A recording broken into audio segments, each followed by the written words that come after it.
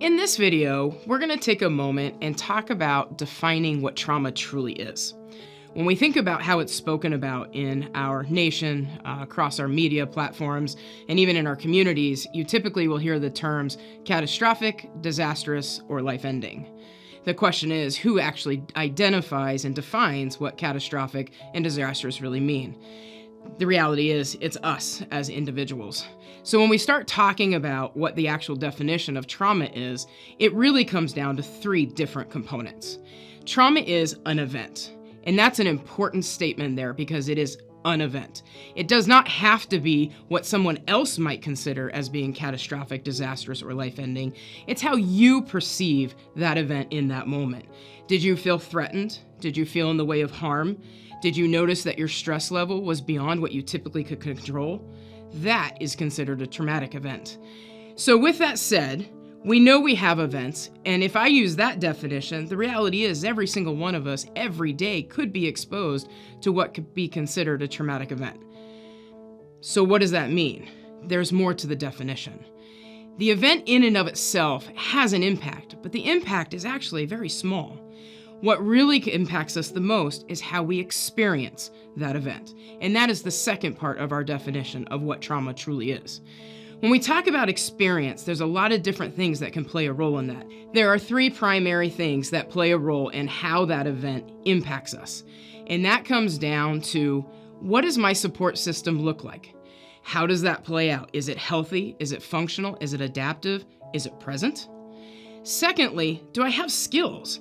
And when we talk about skills, we can always throw out the typical coping skills. Are you able to breathe? Can you count to 10? But the reality is, when we talk about coping skills, they have to be both internally present as well as externally present.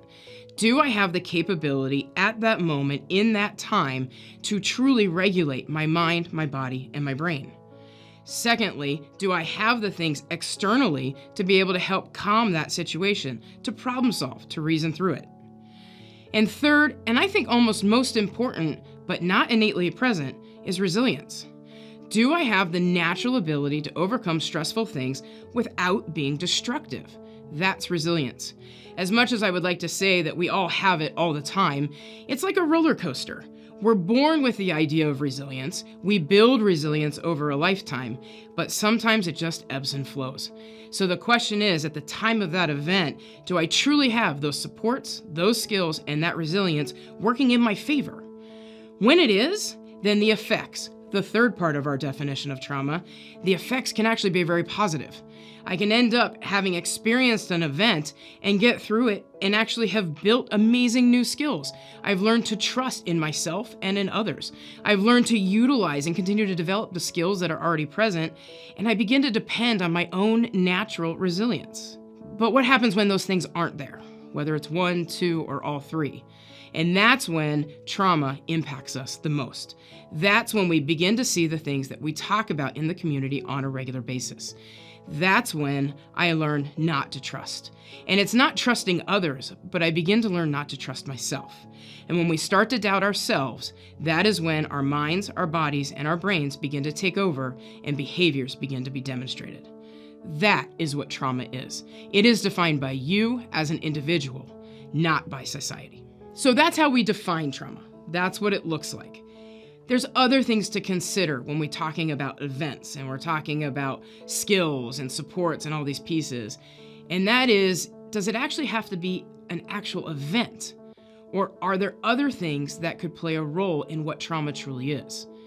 What about things like living in poverty, being discriminated against, loss of a family member or a move? What about like having educational or vocational concerns? What about being a refugee or an immigrant and the experiences that you bring with you or those around you bring with you? What about our current state of societal and political unrest? What about the pandemic? All of those are events, and with those come different levels of stress. When we talk about trauma, I can define it as I have, but the reality is when we talk about the impacts of trauma, what we really need to talk about is stress. And what does stress do to our systems? When our bodies are continually under a state of stress and we aren't able to resolve that stress with other things in our lives, that stress becomes toxic. Similar to when you get a cough and that cough turns to bronchitis and that bronchitis becomes pneumonia. That cough became toxic to your system. When we're under continual stress, that stress starts to stress our bodies physically as well as mentally. And over time, just like that cough became pneumonia, that stress becomes an injury to the brain. When we start talking about how do we manage this type of stress and what does this look like, what we really start to get into is not just what we see emotionally, but physically, behaviorally, and cognitively. The longer that those stresses are present, the longer that that continues to be toxic, and the longer that it plays a role in how our brain functions, ultimately what we end up with is a change in who we are as an individual and as a human being. And most important, when that change happens, it's not a choice. It's a decision that was made by my brain. We have some proof that really supports these concepts. In the early 90s, the Center for Disease Control, along with Kaiser Permanente, set out on a mission to determine what are the correlations between things like health, disability, social dysfunction, mental health, substance use, and what is that correlation to things like abuse, neglect, household dysfunction.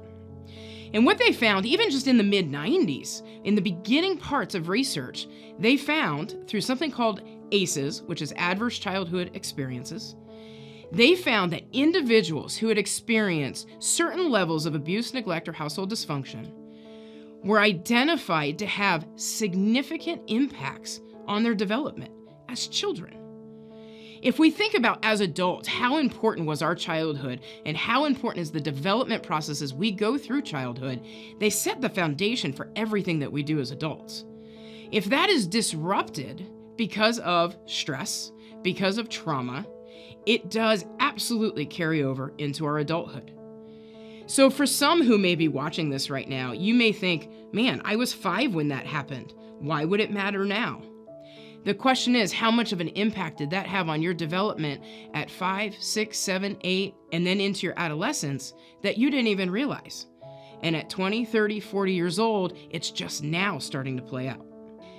ACEs, Adverse Childhood Experiences, was the proof and the start to really looking at how much does this impact us as individuals. So when we talk about trauma, it doesn't have to be present day. It doesn't have to be today. For many, the signs and symptoms or the impacts from trauma start to make themselves known right away. But for many, it may be weeks, months, or even years later before you begin to see those effects. Those effects are ultimately what we call risk factors. The more I have been exposed to, the more stress that's present in my life, the more risk factors that are developed.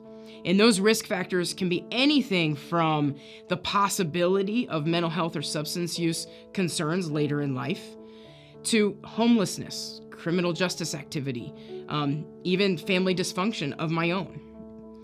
But what's most important about that whole statement is their risk factors.